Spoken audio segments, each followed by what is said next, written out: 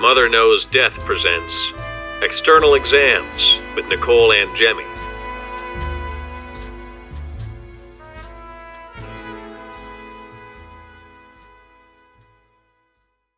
Today I'm interviewing Dr. Paul Koudounaris, who is the author of Memento Mori. Paul is one of my favorite people, and I'm friends with him. I met Paul years ago. Well, I actually will let him fill you in of how we actually met, but I'll tell you how I was introduced to Paul at first. I was invited to this death salon that was being held at the Mutter Museum in Philadelphia years ago. And I went, and I didn't really know anybody that was going to be there, but I was invited there because I had the Instagram that was popular with death. And I showed up and just sat in the audience and watched a lecture by Paul, who I never had heard of. And I was kind of mind blown by how intelligent he was, obviously, but he was just saying such cool stuff that resonated with me so much about how death is he was saying there was a soft line with death in some cultures and there was a very hard line with death. And I think about this photo that was in his lecture with, it was like this guy with a white picket fence outside and there was a skull and he was like shaking hands with this, this dead guy. It was really funny.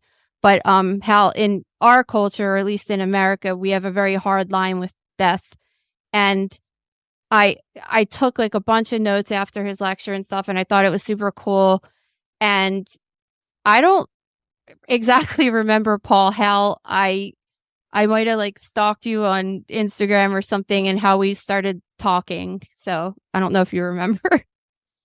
Well, I do remember. I met you through Adam Wallacott.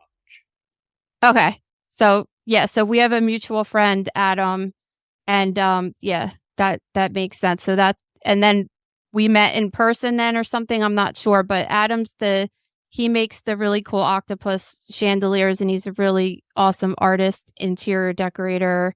Adam is basically the de facto mayor of Philadelphia, for those who don't know him. It's like every time I stay in Philadelphia, I stay at Adam's house, and there is no place I can go where at least 20 people don't know this guy. He is the mayor of Philadelphia. Yeah, you're totally right about that. He does know everybody. That's how we met. And first, I guess, Paul, the most hated question of all. Tell us a little bit about yourself. Who are you? How'd you get here? Where'd you come from? Just give us a little background about Paul. Well, where'd I come from is probably a little complicated, but the rest of it will do. I have a PhD in art history and from UCLA. I'm from Los Angeles originally, and I was always kind of, I guess, like the Fox Mulder of the art history department, just studying these weird things that other people didn't like. While everyone else was studying Rembrandt, I was out looking at woodcuts of, werewolves and stuff. And eventually, when I finished my PhD, I was traveling through Europe, and I had gone to a lot of the famous death-related sites, the Paris catacombs and all these bone places. And eventually I started finding a lot of them that nobody had heard of, because there are about 4 that are big, popular sites like that, like tourist destinations. And then there's about 100 that nobody's heard of and nobody cares about, and you need special access to go into. And I became really fascinated by that. I mean, I had just finished a PhD in art history with a specialty in Baroque, and here were all these old Baroque era bone rooms. And it just seemed like a natural thing for me to start studying and writing about. It was right up my alley, and the discovery of all this stuff was perfectly timed.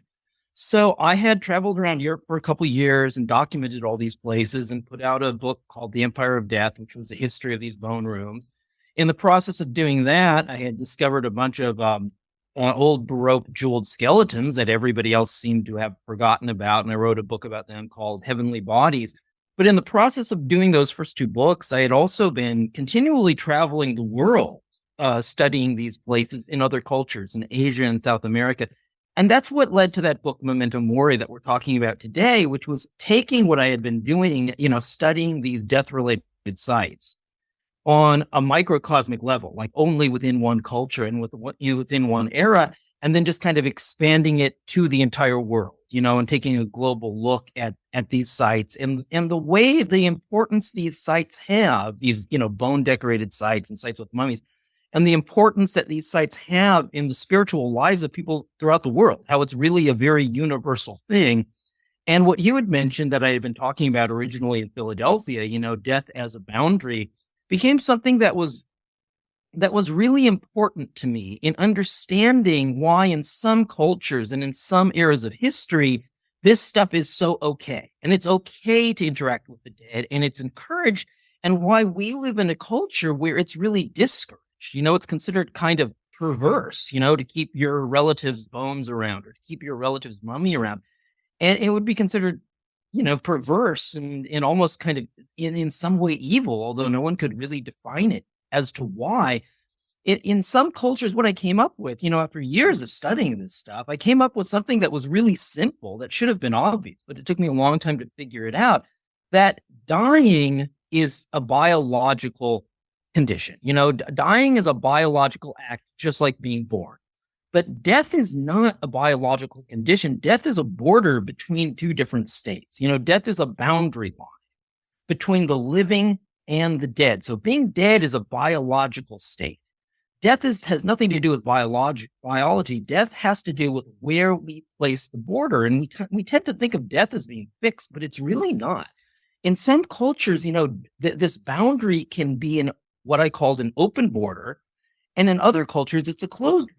And in some cultures, in some periods of history, death is this open border that provides access to those who have passed on. And those who have passed on are invited to continue to have an important spiritual and social role.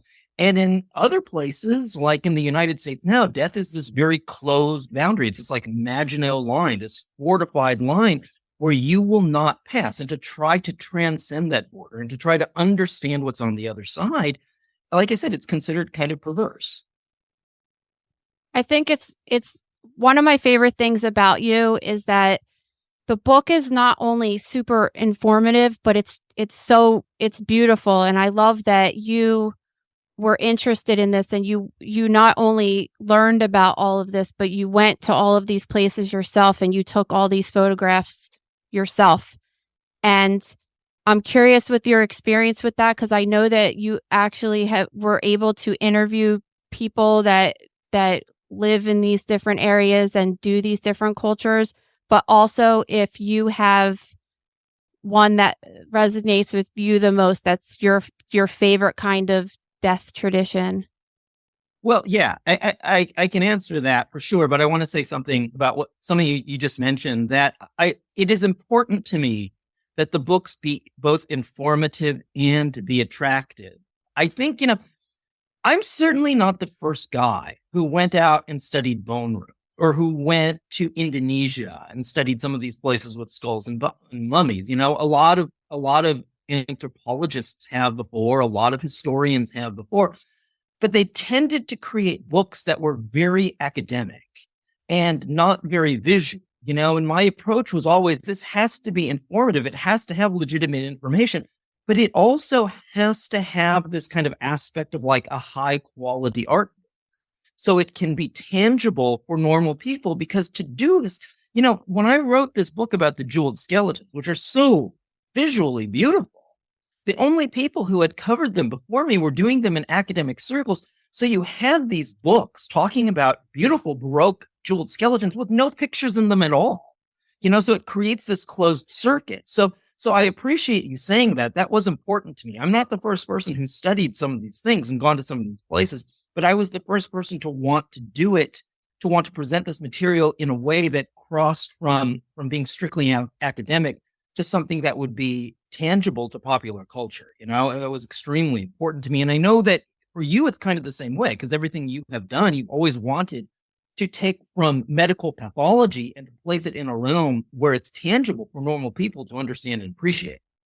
But some of my favorite places, well, I would say for sure in South America, there's a festival called the Fiesta de las Mutitas in Bolivia that I went to for like 12 years in a row. It's every November 8th. I went there every year until the pandemic kind of shut down travel. But there are these people who adopt skulls, and they may know who the people were while they were alive, or they may not. They may be total strangers, but they'll acquire these skulls and they'll become the kind of the guardians or tenders of these skulls. This is across the Altiplano in Bolivia, but it's mostly in La Paz. It's an Imara thing, who are, the indigenous people of Bolivia. And they really have a very strong belief, not just in the afterlife, but the ability of those who have passed on to continue to impact the lives of the living.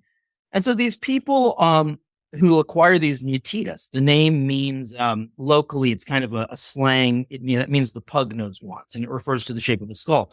And so they will adopt these skulls and they will create shrines for them in their homes, and they will live with them as family members, as friends and family members or business partners or companions. And some people will acquire tremendous numbers of these skulls. I've met people who have like 100 of them, and their houses are considered locally like shrines. Like if you're a believer in the power of the skulls and the power of the dead, and you don't have skulls, you might go to someone's house who has a bunch of them, and oftentimes they'll be arranged on shelves, and there will be certain skulls that are good for certain things. So, if your kid is failing in school, there might be one of the skulls that the spirit is believed to have the ability to help with academia. And so, you'll send your kid and it's like, yeah, you go pray in front of that skull, make an offering in front of that skull, and you're going to pass that geography test, or there's another skull that might be good for marital problems. Anyway, these people who own the skulls, every November 8th, they'll have this party at the cemetery. They bring all the skulls back down to the local cemetery, the Cemetery General, the big cemetery in La Paz.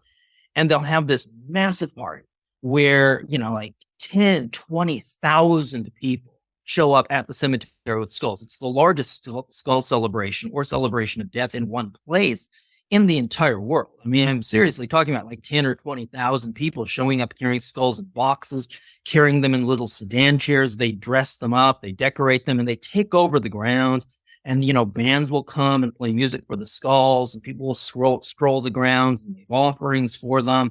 They'll decorate the skulls with flowers. It's an incredible, beautiful celebration that is designed to thank the dead for what they do for the living, and at the same time kind of recharge the energy of the dead, of those souls, so they can continue to function for the living in the upcoming year.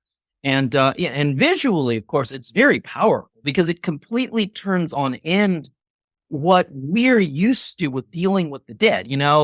I come from a culture where, the dead are considered kind of horror film stuff. It's like, Army of Darkness or something, and there's some kind of threat. And this is the exact opposite. These are skulls and mummified heads that are decorated beautifully and covered with flowers, and people are coming up and talking to them and thanking them. It's the complete opposite of the way of what we've constructed with this kind of horror movie version of what happens when the dead intrude on the lives of the living. That's really interesting. So now I just got another question out of what you were just saying. So if you're living in Bolivia and you just decide that you want to start collecting these skulls, where does one go to buy? Because you're saying they might know them or they might not. Do they get donated or they purchase it? So a couple questions obviously arise. In addition to where they get the skulls, like if they don't know them, like, why do they have the skull? And what is their connection to someone they didn't know? The Imara have a spiritual system, which I think is really wonderful, beautiful. Actually, it's much more sophisticated than ours. I think it makes our, kind of Judeo-Christian idea of the soul look pretty primitive. Because for us, it's kind of a one-to-one relationship, one soul, one person, right? They believe that there can be up to 7 different entities, and not in a schizophrenic way, just 7 different entities that congeal to make a person. So, within every man, there's a woman. Within every woman, there's a man. Within every old person, there's a child. You know what I mean? That all congeal as the recipe that creates who you are in different proportions, And then when you die, it's believed that one of these spirits, they'll all kind of disperse. They'll go to Pachamama. They'll go to the mother goddess, and one of them will come back and use the skull as a focus. So, I might die, but maybe it's I might die as an old man, but maybe there's some child who comes back and inhabits my skull. You know what I mean? So I like their spiritual system because it provides for, these real subtleties within the individual But for that reason, it doesn't really matter if you knew the person in life, because someone else might be coming back to the skull. In terms of where they get them, I understand that because, and I think it's largely because of our great phobia with death, skulls in the United States and Europe, human bones in general, and human remains are very hard to come by. They're very regulated. They really don't want you to have, it's considered somehow disrespectful to have them, which is another debate we could have. Is it really truly disrespectful to have someone's remains, especially if you care for them? If it's someone they don't even want us to have them in medical school. And I know you get this a lot for sure, because I get it. Sometimes people will ask me, hey, my father died. I would like to be able to have his skull. How can I do that? And I'm sorry, it's not easy. You can't just do that, But in those cultures, you can. Where the skulls come from, it depends. They have a different type of cemetery system than we do, first of all. So a lot of them come from the cemetery. When you die in La Paz, like if you walk around that cemetery, in the Cemetery General, you will see a lot of graves have little white notices pasted to them that are actually eviction notices. That you're renting a grave, you don't have it permanently. And so people have to keep kind of paying the rent on the grave. And at some point in time, you can assume that unless they have created some kind of trust fund that pays out for their grave in perpetuity, everyone's going to get evicted from their grave, right? Because at some point in time, someone's going to say, it's like, whose grave are we paying that on? I never even met that person. Totally. And so at some point in time, everyone's going to get evicted from their grave. And they have a kind of massive pit burial area in the back of the cemetery where they're supposed to put the bones. And I don't want to tattle too much, but let's say, you're a cemetery worker, you're not making that much money. I've had skulls offered to me, and I'm sure it's different now because a lot more Americans go down there, and a lot of them are kind of oddities dealers, which is thanks to you. Yeah, it's kind of unfortunate because I don't want these things to be collected as oddities. I want them to at least be respected. Right, but I had a guy offer me 4 skulls for $20. Oh, wow. At one point, and this was many years ago, but I had a guy offer me 4 for $20. It's not that hard it has traditionally not been not that hard to get them. Another place they can come from is archaeological sites. So, this is an area with a great ancient history, and so skulls are often found in archaeological sites. I have found in the Andes plenty of old tombs that are filled with bones. I'm not going to give the location away on this one, but I found an old burial site that had plenty of elongated skulls in it, several, and those are worth a tremendous amount of money to outsiders. The skull bind. Yeah, that's cool. Mm-hmm. Yeah, up in the Andes. And so, some of them come from archaeological sites. Again, whether or not that's ethical or whether they should be going to a museum is another question, but people will often take them from archaeological sites. And maybe they have a right to them. Really, if you're Imara and these are your relatives, maybe you have more of a right to them than a museum does. Skulls that come from archaeological sites because of their antiquity and that history are felt to be especially spiritually powerful. Another place they will come from are med schools and dental schools. The dental schools often use real skulls down there. I remember I was down there once and a guy had this skull he was proudly displaying, and this skull had a great set of teeth, which is unusual down there because dentistry is not top notch in, a lot of Bolivia. And this skull had far nicer teeth than I did. I was like, this skull really has great teeth. And the guy smiled and said, oh, well, that's because I'm a dentist. And this was my skull in dental school. And he helped me get through school. And so I made sure that I made sure to give him dental implants and he has the greatest teeth, So it's cool. kind of skull's payback, for helping this guy go through dental school. So they can come from med schools. They can come from dental schools. They can even come from the police, because the police even have these skulls. In the homicide department in El Alto, which is the largest barrio of La Paz, they have had some of these skulls. They have 2 in particular, Juanito and Juanita. They have 2 skulls and shrines in the homicide department that are the longest serving detectives in La Paz.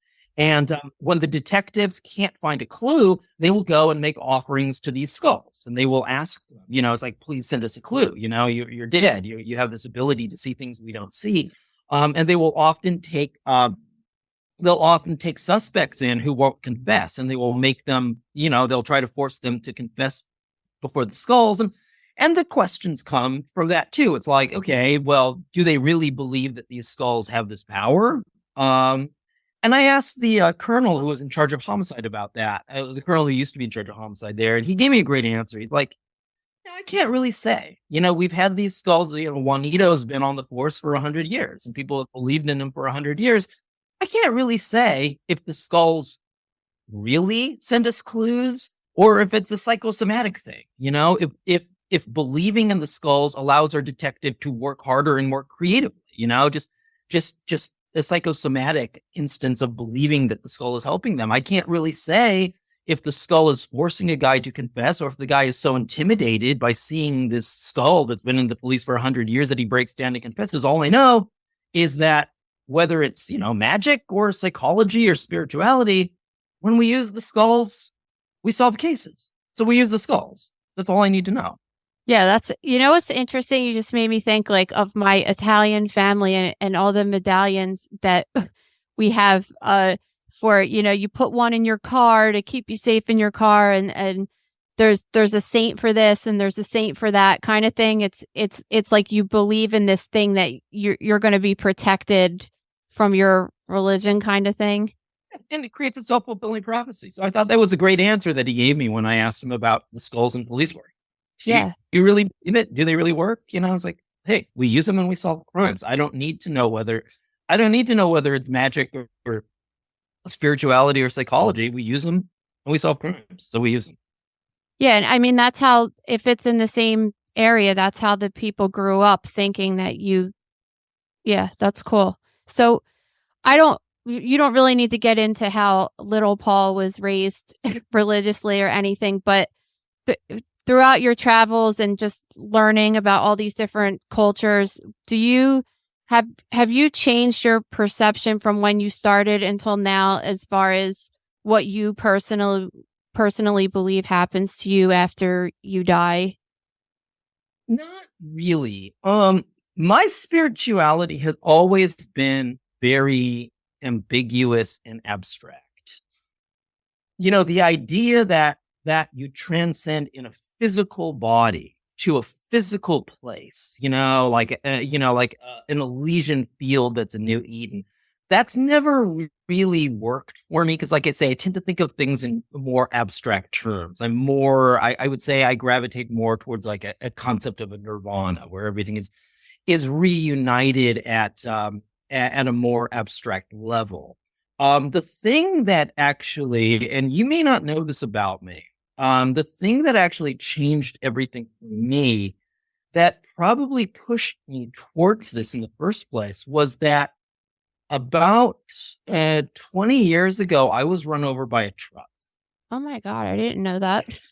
No, yeah. And I was run over by a truck in my car. I was on the freeway. I was taking my cat to the vet. And it was a Toyota Celica, and something, I don't know what happened. Maybe I was distracted by the cat and I hit something in the road. I don't know what happened. All I know is the car started spinning around in circles in the freeway. And I looked over my shoulder and I saw this grill of a truck. And that was the last thing I saw. And the next thing I knew, and by the way, the cat survived too.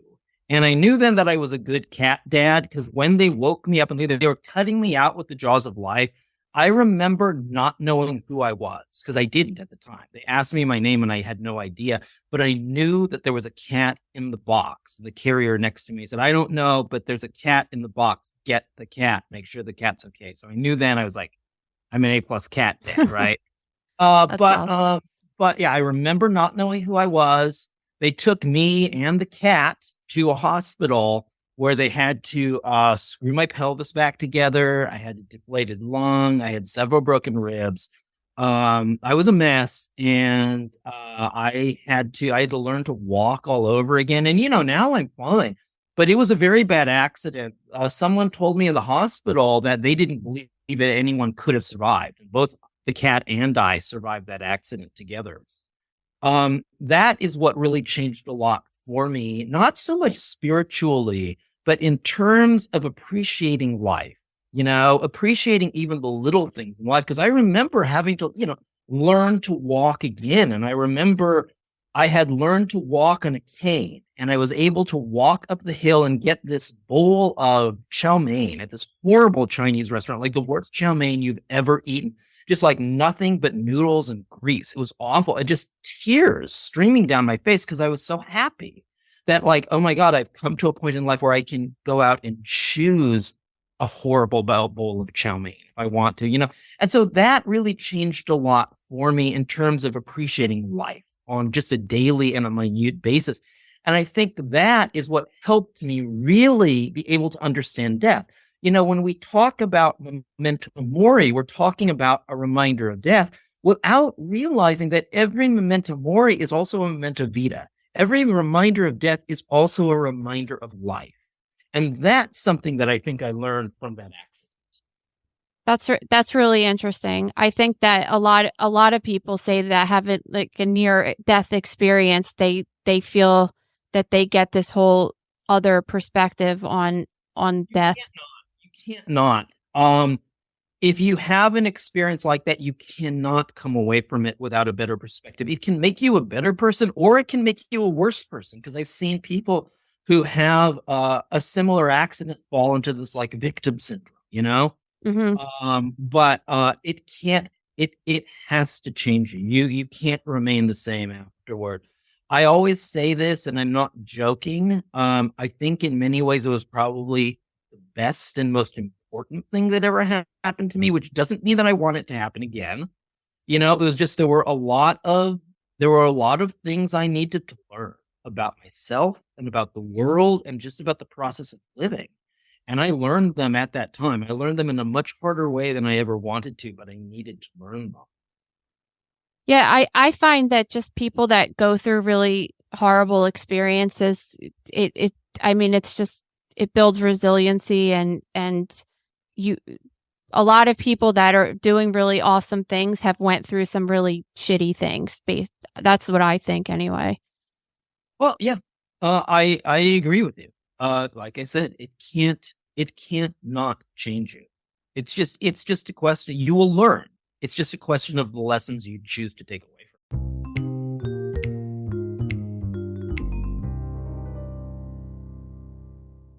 If you love this podcast, you are going to love The Gross Room. There are thousands of videos, posts, photos of all different things that have to do with pathology. Plus, there is no censorship, so we could talk about anything that we want to without having to have the limitations with social media.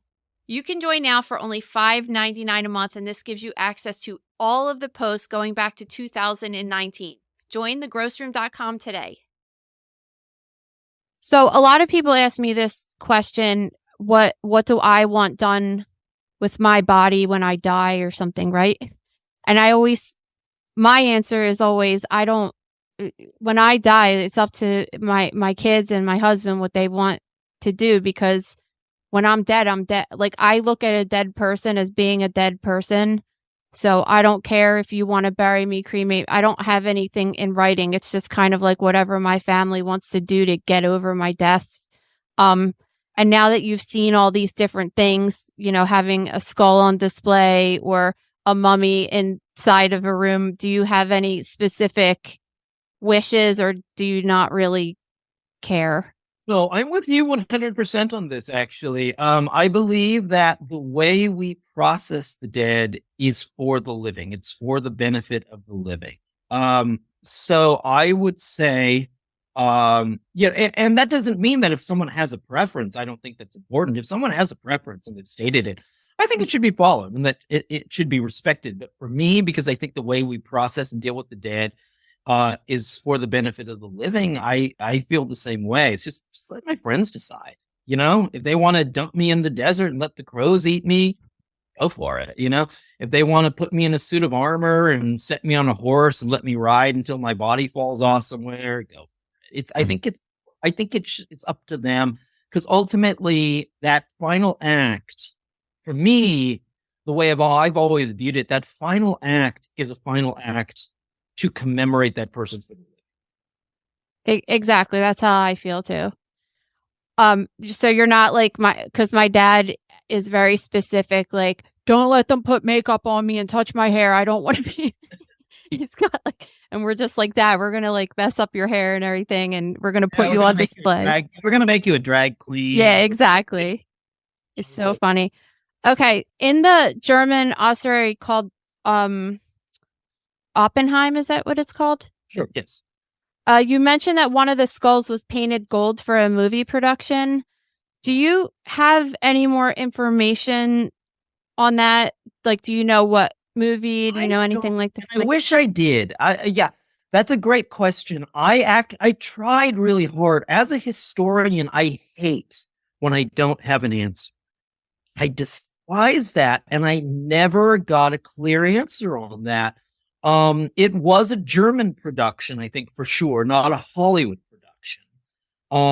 And that's what they told me, because I went, when I went there, it was like, whoa, this skull is gold. What's the story? This must be a very important skull. They're like, somebody did that for a movie, and then they just left it that way. And I asked everybody at the church. Nobody at the church was working there when whatever movie was made. All they know was it was from a movie. And I wish I had that answer. I tried, and I never came up with the answer to that question. Do you think that just you were there and everything and you saw it, do you think it's kind of, I mean, I'm assuming probably isn't correct to do, but I'm assuming that they got permission from someone to do that. But do you think that kind of messes with the history of that place and is kind of disrespectful in a way? Well, okay, so more background. You know this about me, I think, that I'm from LA. And so, I grew up in a Hollywood environment. And, when I was living in Echo Park, pretty much everybody on my street, aside from me, worked in what they call, the biz. So I've been surrounded by Hollywood people. So first of all, this did not surprise me at all, because I'm so used to dealing with movie and TV people that they would go in and do that. To a normal person, you would say, as you've said, it's like, well, they must have gotten permission, right? It's like, they wouldn't bet the house on it. I know exactly. These people. I know how they are. Do I find it disrespectful that they did that? Yeah, I think it's disrespectful to the church itself that they did that and left it that way. At the same time, I'm sure the church needed the money. I don't know what they paid them. Does it mess with the history of the place? The easy answer is yes, but that's not necessarily the right answer. Because one thing about these places, we have this nostalgia that, nostalgia is a really insidious force sometimes, that things need to be the way they were, the way they're supposed to be, as if there's this one golden moment that defines a place. It's like, well, we don't like what's happening to that neighborhood because it's changing the traditional character of that neighborhood. It's like, okay, but when is the golden moment when that neighborhood is exactly what it was supposed to be? January 1st, 1936, 1771. What about when none of us lived there and it was all Native Americans? Maybe that's the way it's supposed to be. There is no, things have an evolution. There's not one defining moment. And everything that happens within that ossuary is part of creating the living history. Do you see where I'm going with this? Like, I went to, there's a very famous ossuary in Portugal, Évora. And you go around, and like, now you are absolutely not supposed to touch the skulls and write anything on them. That's considered defilement. But if you look at the skulls very carefully, you'll see that there are all kinds of people who visited and carved their names on the skull. I found Alexander Dumas's name, the famous French author. I found Alexander Dumas's name carved into one of the skulls. It's like, what an amazing living piece of the history that Alexander Dumas has come and put his name on the skull. So I'm not necessarily saying we should go in and graffiti these places and make a mess out. I'm not sure we should send guys in with spray paint cans and tag them. I don't want that. But at the same time, we have to remember that everything that goes on in there is a living part of the history. Those skulls and Oppenheim, a lot of them, if you look at them carefully, they have rubbed out marks on the foreheads. And the reason they have these rubbed out marks is people would come back in the day and they would pray and they would rub really hard on the forehead, press on the forehead while they were praying to commune with the dead. So, I don't really like the gold skull in there. I think it's terrible that a movie company would go in there and do that. But does it mess with the history? I don't know. It becomes part of the history. Does that make sense? That's awesome. Yeah. I agree with you too. I think that a lot of times people think you're being disrespectful or something, and agreed. Like now, I mean, this gives you an awesome story to tell kind of about it, and that, a movie was filmed here and we did this and that. And I agree that it shouldn't be, give people Sharpies at the entrance and just let them graffiti all over the place. But it is cool for that purpose. Part of the history, and I don't like these things being, it's like, okay, this is frozen in time from 300 years ago, and that's the way it was, as if it's dead and we're cut off with it. If nothing else, that gold painted skull creates a bridge from us to them. Yeah, that's right. You know what's interesting, and this is a completely different story that has really nothing to do with this, but it just reminded me of this. My friend's dad had a 1970 GTO, and he was like the original owner of it, right? And when the dad was dating the mom, they got in some kind of a fight, and because there was jealousy over another girl, and this girl came up to the car and keyed the car, and it was brand new in 1970.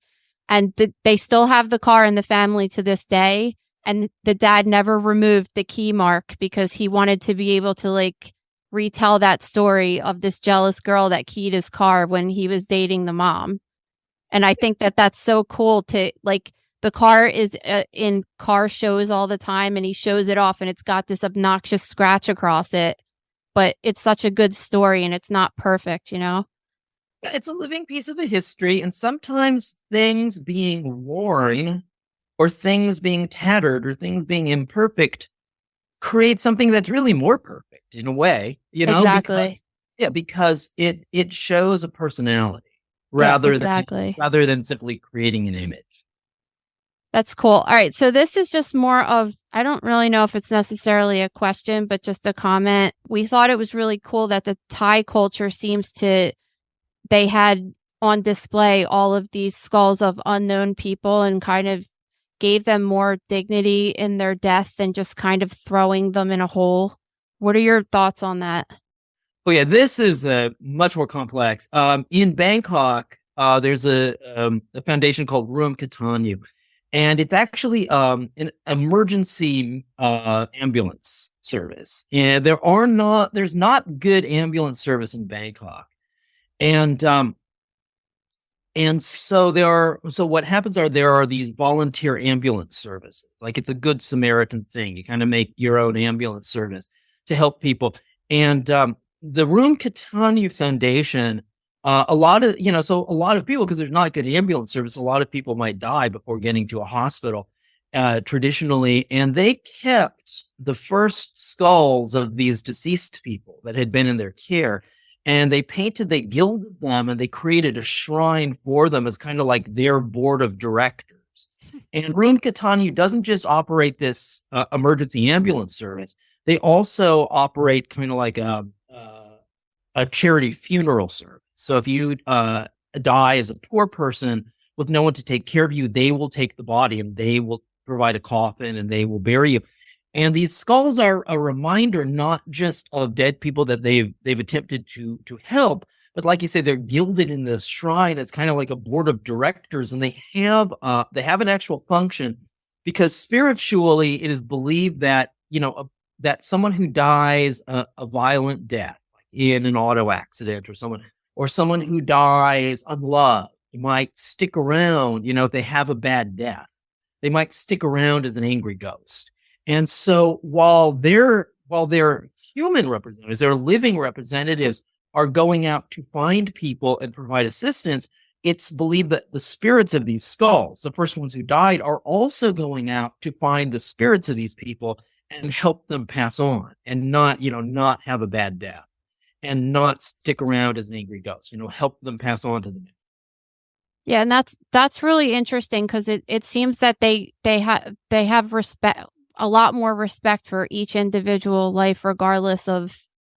Yeah, I mean, okay, well, this gets into a complicated question too, because you also then get into a lot of cultures that have caste systems, and so it does get complicated. But on that level, on the level we're talking about, yes, there is this incredible respect for the dignity of people when they're passing on. That's cool because I feel like that needs to, because for example, in the American hospital system, there's people that are unclaimed, right? Like they go to the hospital, they don't have any family, and it's, we've had bodies in the fridge for a couple weeks, and then eventually if nobody comes and picks them up, we send to the medical examiner's office, and then they stay there for a couple years, and then I guess eventually they have, they get cremated or whatever. But it's just kind of sad to think that people that either don't, because sometimes even someone's dad might die or something, but if you go to a funeral home, I feel like it's like minimum $5,000 to get a cremation, right? And it's sad for people that don't have means like that. It's also, well, and there's a big difference because we refuse as a culture to treat the dead on a spiritual level. That is, for us culturally, that is only under the auspices of a church or something. But, what I'm talking about with Rum Catanu is something very different than we would have in the United States, where we have basically a public group that is trying to treat the dead, not just on a physical level, but on a spiritual level. And that's what's really left out when you're talking about leaving a body locked in deep freeze for a couple of years. You're not treating them on a spiritual level. But this is also a culture, to expand our discussion a little bit, because I've been working for a long time about a book on the history of pet cemeteries. This is also a culture where overall they really do have this respect for the spirituality of life. Because, Bangkok, for instance, I was just writing something up about this last night. I've gone to many temples. There are several temples in Bangkok where they perform animal funerals. And, the one that I'm most familiar with, where I photographed a bunch of times, it started about 20 years ago with them performing funerals for stray animals or for street dogs and cats that were unowned, to cremate them and give them a respectful end so that their spirit would be able to transition. So we're not just talking about the spirit of humans, we're talking about the spirit of animals. And then it kind of expanded into the temple offering, funerals for pets and entire rituals where, like a person, they'll do like 15 or 20 a day, because I spent an entire day there observing funerals and photographing them for animals. And people will come in with their dead dog or cat, and they'll come into the temple and they'll go with a monk, and, like the monk will provide an oration and the temple will provide offerings, and they will do a cremation on site, because this temple even has a crematory now for animals. And then they will take the ashes of the animal, and they have an option at the end to go with the monk out onto the river on a boat and release the animal's ashes onto the river, and, really like provide closure for the owner and help the spirit of the animal to pass on. And that is something, when you think about an equivalent in the United States, it just doesn't exist. It would be like walking into a Catholic church and finding a crematory for animals and find, a Catholic priest, because we're talking about a temple with monks. It would be like walking into your local, St. Joe's Catholic Church and finding them performing funerals for dogs and cats, and having a animal crematory on site. It just doesn't exist in Western culture. We just don't think that way. Yeah, that's interesting. I guess that brings me to my next, because I was going to ask you if you've clearly written other books that are awesome and beautiful too. So what, if someone really liked this particular book for this month's book club, what other books have you written that you suggest to them? And then I want you to talk about your most recent book about the history of cats. Well, okay, so I already mentioned that I wrote 2 other death-related books. The Memento Mori is the last, and it's the more global version of it. Um, Heavenly Bodies is the second one, and to me, it's I honestly think it's really the best one because it deals with only one particular thing, which is Baroque era jeweled skeletons. But they're the most beautiful dead people I've ever seen. They're just extraordinary. I also wrote that book Empire of Death about the European charnel houses. And then I wrote a book about the history of domestic felines. It seems like an oddball project compared to the rest, but if you really get into cats, there's a whole mythology connecting them to death, I suppose. But I happen to have a cat, Baba, who is kind of a really well-known feline cosplay artist. And so I was doing all these costume photos with her. Like, she's just a magnificent model. And at the same time, after I wrote Memento Mori, I mentioned that I've been working for a long time on a book about the history of pet cemeteries. I've gone back to that project. But originally, after Memento Mori, the follow-up was supposed to be a book about the history of pet cemeteries. In the process of doing that book, I started to, to learn about pet cemeteries, you have to learn about the animals buried there. And I had found all these incredible stories about cats that nobody knows about, or that had just been pushed aside because, we consider dogs to be the heroic animal, and we consider cats to kind of be the domestic animal, but cats can be just as heroic as dogs. And it's like, these are incredible stories that have really never been told, or they haven't been told properly. And at the same time, I had this cat who was this, cosplay artist. And I had this idea, it gave me this idea for a book. Okay, well, why don't I write the history of cats, but from a cat's perspective? And it'll be illustrated with pictures of my cat dressed as people from the era we're talking about, and let a cat replay history, but from a cat's perspective, and retell the stories of the famous cats who lived in those eras. So that wound up as my last book. And now I'm back to working on this book about the history of pet cemetery. That's so awesome. There's a museum near us, the University of Penn Museum of Archaeology and Anthropology. There's mummies on display, and there's cat mummies, which is super cool. Great museum. Yeah, it's really cool that there's a long history with that. So I'm a cat person, and I love that book too. So, and I think that we have a bunch of people in the gross room that would be interested in that as well. What you're doing is just so great, I think, not only for people like me, but all people in the gross room, because it makes us feel like more normal, that we have more of a connection and interested with death than most people do. I know I have a ton of skulls and bones and everything, not only of animals, but humans too, because I like the connection of it. I don't want to look at a plastic skull. I want to look at a real skull, to look at the real anatomic features. And I guess I just wanted to know if you had any of your own, like, Memento Mori collection. First of all, don't ever feel abnormal for liking that stuff, because it's not. I've always said that when you really get into this history and you look around the world, you'll find out that the weird ones, the weird thing is where we are now, creating that hard boundary with death. Because throughout history and cross-culturally, you go back all the way to prehistoric times, you'll find that it was always a soft border. One of the oldest cities in the world is Jericho in the Middle East. And what they found in the old archaeological remains were decorated skulls, like secondary burial. People had been taking the skulls and decorating them and keeping them around in the living area. So there's absolutely nothing weird at all about this. We've just been made to feel weird over time after Western culture kind of perverted everything that had been going on for centuries.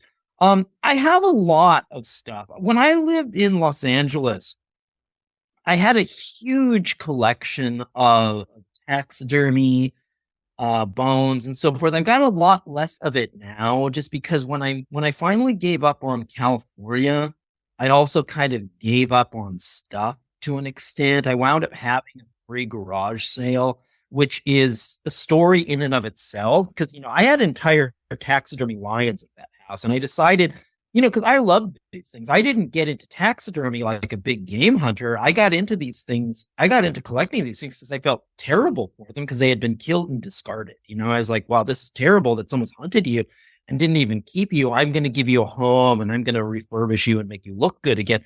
And so I had this huge collection of stuff.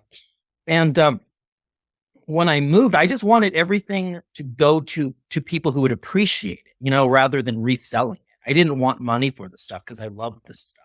I just wanted to get rid of it. And so I decided to have a kind of free garage sale. And I invited just my friends. I made a Facebook group that was like, hey, I'm finally moving out of California. I'm not taking that much stuff with me. All the junk that's in my house. I'm giving it all away on this day. Show up at 8 a.m. and anyone can take anything they want. Thinking in my head that this was going to be like a reasonable process. And it turned into insanity. Because then it's like, I had people like renting trucks and hiring day laborers to come to my house. And because I had so much stuff to just take this stuff away, like there were people hiring trucks because they were going to redecorate their entire house with my stuff.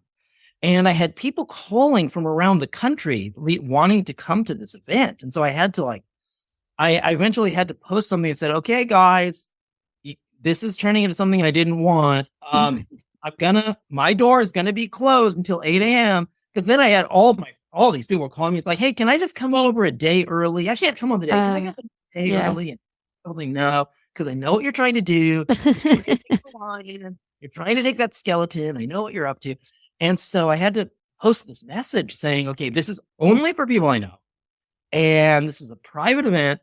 And my door is going to be locked until 8 a.m. And don't knock and don't bug me. And by 7 a.m., an hour before, there was a line around the block because all these people I know were out there. Like I say, a lot of them bringing day laborers in. And my neighbors were flipping out because they had no idea what was on. It was like a Walmart sale it was like Black Friday from hell. And then I opened my door and they just stormed in. And there were people running out into the street with like moose heads, buffalo, like entire goats and stuff, like people running down the street, waving these bones around and throwing them in cars and trucks. It's absolutely nuts. A friend of mine who was there said it was the fastest home clean out he had ever seen because they took everything. But that's what happened to all that stuff. I gave it all away for free. And I will never forget that day. I mean, I couldn't stop laughing because there were a couple people, like good friends of mine, like Adam, who we talked about, who wanted certain things. Like he wanted this taxidermy monitor that I had, and it was absolutely beautiful. Maybe it was a big one, I forget. And I said, all right, I'm going to put that aside for you. And I put a name on it. I said, do not touch this because this is going to my friend in Pennsylvania. It was gone within 10 seconds. Someone just, wow. Yeah, they were just taking everything. Whether it had a note on it or not. And people were putting stuff, they were like grabbing piles of things and putting things down. And then someone else would come over and grab this taxidermy head out of their pile and go running down the street. And then they'd come to me, it's like, oh my God, I put that head in my pile and this guy grabbed it and ran away. It's like, don't ask me. Whoever gets it out the door first owns it. So anyway, that's what happened to all that stuff. Well, I see that you still have a couple things, so that's cool. Yeah, I have a few, but mostly it's gone. Yeah. Is that when you didn't you used to send me like a wild boar? He sends me a text message like, hey, do you want this wild boar head? And I was like, okay. Yeah, I did send you that, huh? Because I was trying to that's right. I was trying to piece out a few things to people I knew from around the country who couldn't come. Yeah, and so we still have that, which is awesome. Do you want to tell them where they could obviously find you on Instagram if they want to, follow what you're doing and keep up with your stuff. Do you have a website and everything? My username is HEXENKULT. So that's a place to follow me. I'm on Facebook. I'm on Instagram. Thank you for listening to Mother Knows Death. As a reminder, my training is as a pathologist assistant. I have a master's level education and specialize in anatomy and pathology education. I am not a doctor and I have not diagnosed or treated anyone, dead or alive, without the assistance of a licensed medical doctor. This show, my website, and social media accounts are designed to educate and inform people based on my experience working in pathology so they can make healthier decisions regarding their life and well-being.